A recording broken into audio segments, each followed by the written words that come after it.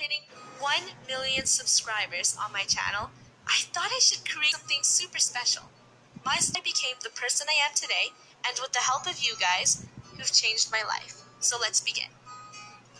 My story begins in Canada. I was a cute little bubbly baby. First, 1995. This is also the day my two older sisters missed trick-or-treating.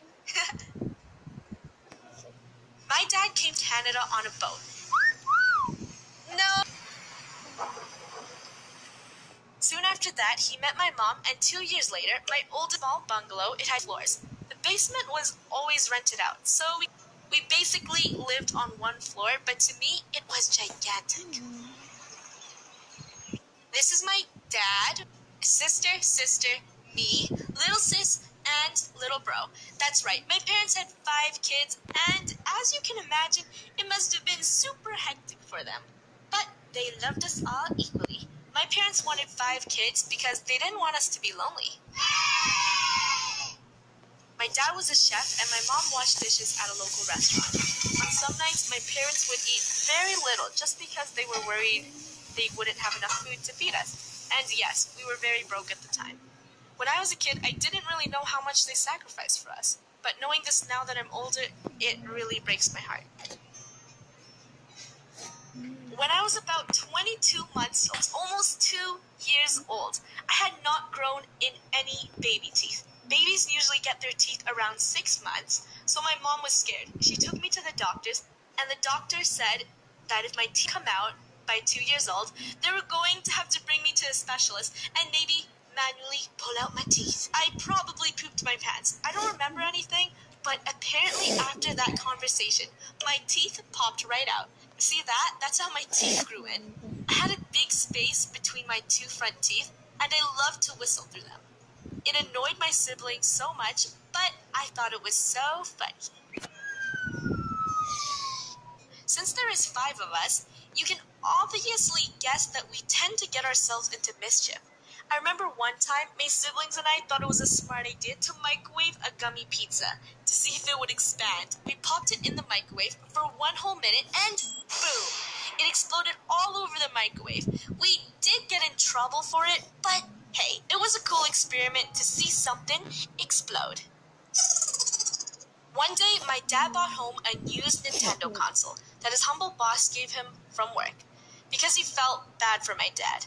He told my dad that his daughter didn't want it anymore, and maybe we would enjoy playing with it. It was called the Famicom.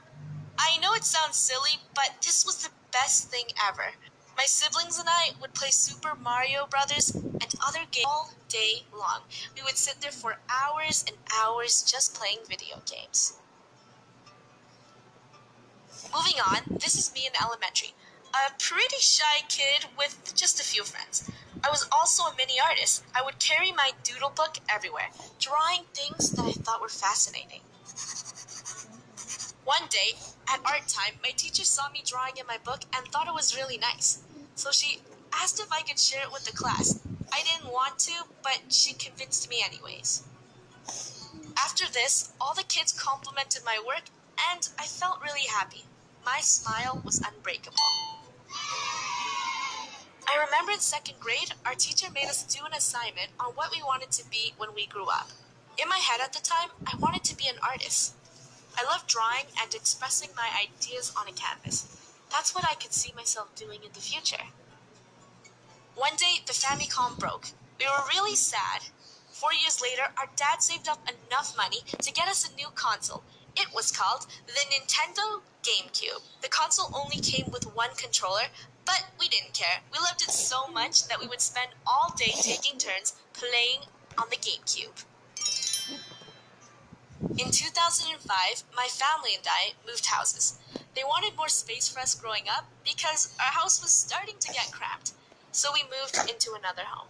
I was excited and sad at the same time. Moving houses meant we were moving schools, and moving schools meant saying goodbye to my friends.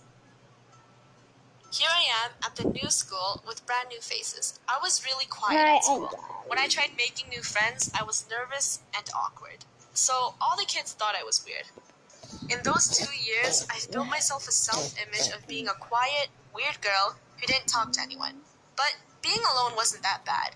After the first year went by, I just didn't care what they thought about me anymore. During these years, my parents gave me an old digital camera. I would record funny skits with this and show videos to my family and cousins. Everyone laughed and really enjoyed it. I was also known as the little comedian in my family. Being able to see my family laugh meant the world to me. Because growing up with not a lot and seeing my parents come home from work exhausted and stressed, I knew that with my videos, I could make their day a little better with laughter.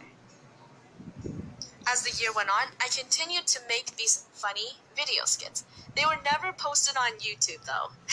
Thank God. I think this is the time where I realized I really wanted to pursue a job into creative filmmaking. In 2008, my parents bought a restaurant downtown, hoping that the business could make more income to support the family. It wasn't the nicest part of downtown. The windows would always get broken and, all of that stuff. I would work here on the weekends and sometimes weekdays bussing tables. As the year went on, we spent more and more time at the restaurant. The business wasn't very successful, so my parents couldn't hire anyone. So we had to help our parents. We would be at school in the daytime, and after school, we would bus down to the restaurant and work there until 10:30 p.m. at night. When the business was slow, my siblings and I would watch YouTube videos on our laptop. It made working down at the restaurant less miserable. We would watch tons and tons of videos from different creators. It was awesome and made our day a little better. As months went on, this family restaurant became the most depressing point in my life. Because each night when my family came home around 11 p.m. at night, there would be arguments, tears, and anger. The biggest problem was debt. We were in a lot of debt because the restaurant was losing a lot of money and business was slow. I finally made some new friends in middle school. These girls and I didn't have the same common interests, but we still talked anyways. One day, they started making rumors about me, and at lunchtime, these girls got a bunch of other girls to tell me they don't want to be friends with me anymore. I let these mean, catty girls bully me into silence, and if I could go back in time, I wish I could tell my younger self to have confidence and don't be afraid to speak up for yourself. But at the end of the day, there was a couple of things that made me smile, which was video games, my dog, and YouTube. Every single night, I would play video games for hours and watch YouTube videos with my dog. I was happy. After 3 years, my parents sold their restaurant because we were growing up, and, we couldn't work there forever. It felt like the chains finally broke off. Until my parents brought another business, of course.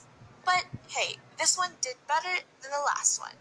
On September 1st, 2011, I created my first YouTube channel, which is the channel you are watching right now. The first video I ever created on my channel was called Black Ops Ranger Match, but that's a private video now. At this time, Minecraft was a very popular game, and we were so obsessed with it. So I said, hey, we should make some videos. Video now. At this time, Minecraft was a very popular game, and we were so obsessed with it. So I said, hey, we should make some videos. My siblings and I got to work. We created Minecraft machinimas and Minecraft parodies.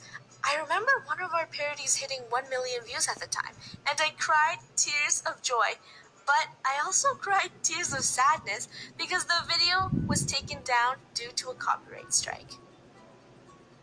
After this, we just worked on Minecraft machinimas, and slowly as the months came by, I became very busy with school and work. I told myself once we finished the last episode of the Minecraft Love series, I was going to quit YouTube because I couldn't keep up with posting these videos. So I stopped. High school was pretty chill for me. I was quiet and I got decent grades. I also skipped class a lot because I didn't really like school. My mom would always call in sick for me. Isn't she the best? No, I'm joking. Don't do that, guys. Don't do that. Anyways, whenever I skipped school or classes, I had to go work at my parents' shop, where there was a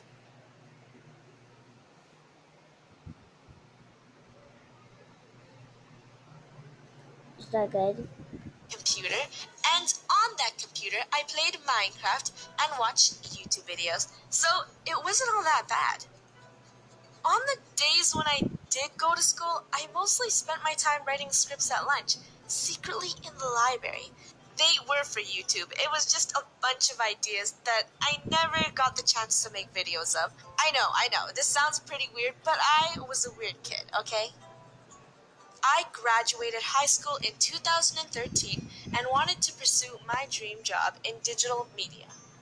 One day, when I came home from school, my older sister, you guys might see her in a lot of my videos, said, "Hey, we should start posting on your channel again, except we should play Minecraft and commentate this time, instead of making silent machinimas." Me? Commentate? I can't even talk to people in real life, so what made her think that I could talk in a mic for random people for the internet? Make sure to leave a like, and I will see you guys all in the next one.